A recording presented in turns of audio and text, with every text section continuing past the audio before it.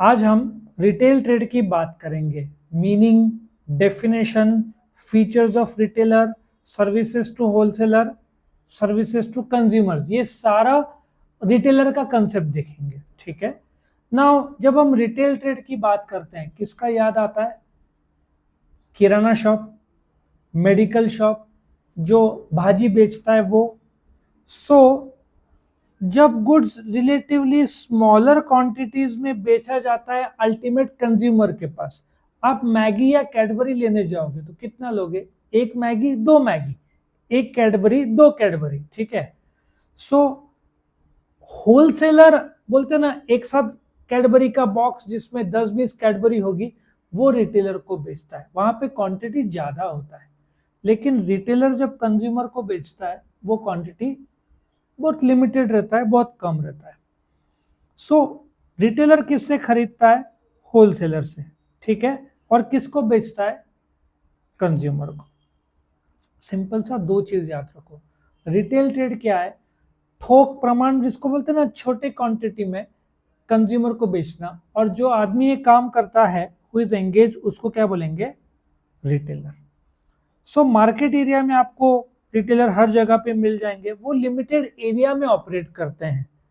अब इतने सालों में ज्यादातर रिटेलर्स एमआरपी में बेचते थे। डीमार्ट आने के बाद इनके धंधे को असर हुआ।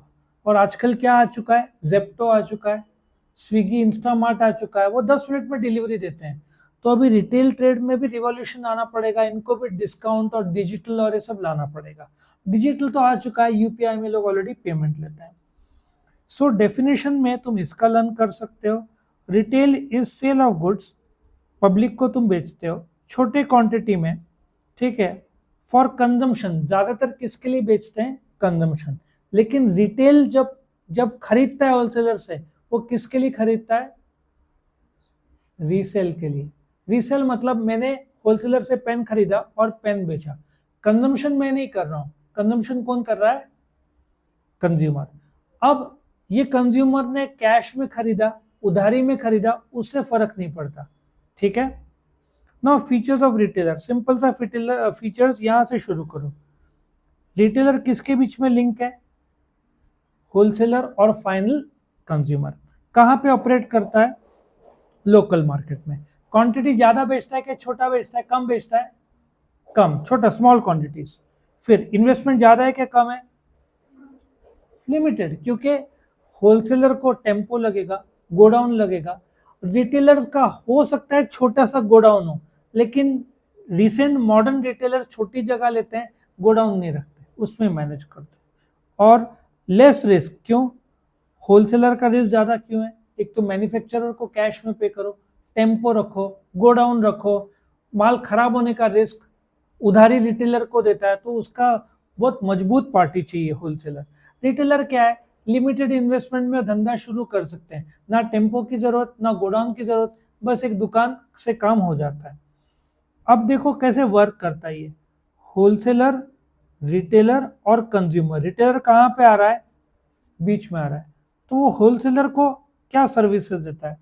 पहले वो किसके बीच कनेक्टिंग लिंक है? होलसेलर और कंज्यूमर के बीच। Helps to distribute. सिंपल सी बात है। जब कोविड के टाइम में दो ही मेन संस्था कौन से चालू थे? दो या तीन? Medical shop, kirana shop, vegetable and fruit shop. बाकी सबको क्या किया था गवर्नमेंट ने? बंद रखा था। Do you agree? So simple सा लॉजिक है। Fruits, vegetables, milk, dairy products, ये डे टू डे लगता है। ठीक है। सो ये डिस्ट्रीब्यूशन अर्जेंटली लोगों को लगेगा। बच्चे हैं तो उनको मिल्क लगेगा, फ्रूट्स, वेजिटेबल। तो ये रिटेलर काम पूरा करता है, रेगुलर सप्लाई करता है। मार्केटिंग। अब मार्केटिंग कैसे करता है? कभी कभार हो मैन्युफैक्चरर तो कस्टमर तक कैसे पहुंचेगा? होलसेलर कैसे पहुंचेगा? अभी देखो कुछ रिटेलर्स आजकल होम डिलीवरी भी देते हैं, उधारी भी देते हैं, आफ्टर सेल सर्विस भी देते हैं। सो इन लोग का हो सकता है खुद का छोटा सा टेम्पो, कई बार शॉर्टेजेस प्रॉब्लम वो सॉल्व करता है खुद खुद का छोटा सा स्टॉक रख के, तो वो भी प्रॉब्लम सॉर्ट करता है।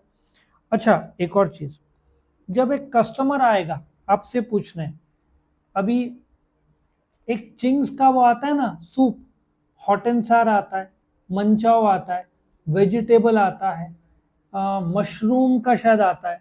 तो तुमको पता नहीं है, तुम पूछोगे कौन सा अच्छा, तो रिटेलर को तो पता है, वो बताएगा इसमें ये कंटेंट है, सो वो इंफॉर्मेशन देता है। और कई बार वो इंफॉर्मेशन होलसेलर को देगा कि ये ट्रेंड में है, तो कंपनी उस प्रोडक्ट में ज्यादा ध्यान दे सकेगी।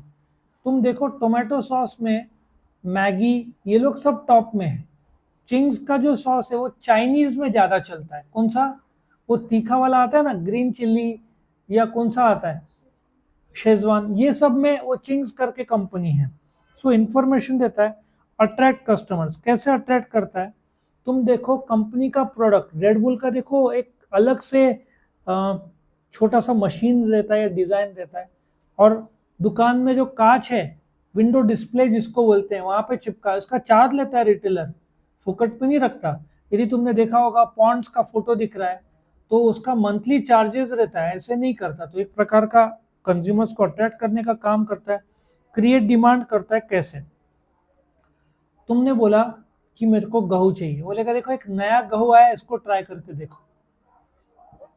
बहुत अच्छे अच्छे गहू कहाँ के मिलते हैं पता है, बेस्ट गहू मध्य प्रदेश का माना जाता है। तो बोलेगा अब तक दूसरे गहू थे, एमपी का गहू ट्राई करके देखो। वो तुमको बोलेगा तुम ट्राई करके दे, और तुम ट्राई करोगे क्योंकि तुमको भरोसा है, एक डे टू डे जाना है, तो तुमको पता है रिटेलर बराबर देगा। और कई बार रिटेलर ऐसा भी करता है, ये ब्रेड मतलब पुराना हो गया है, तो एक भरोसा बिल्ड होता है। करेक्ट।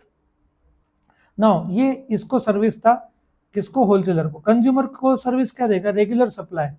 सी कंज्यूमर्स को रेगुलर क्या चाहिए, मिल्क चाहिए, किराना की वस्तु चाहिए, ब्रेड चाहिए, बटर चाहिए, चीज चाहिए, पनीर चाहिए, रेगुलर वो रखता है ताकि कंज्यूमर्स को रेगुलर सप्लाई हो सके।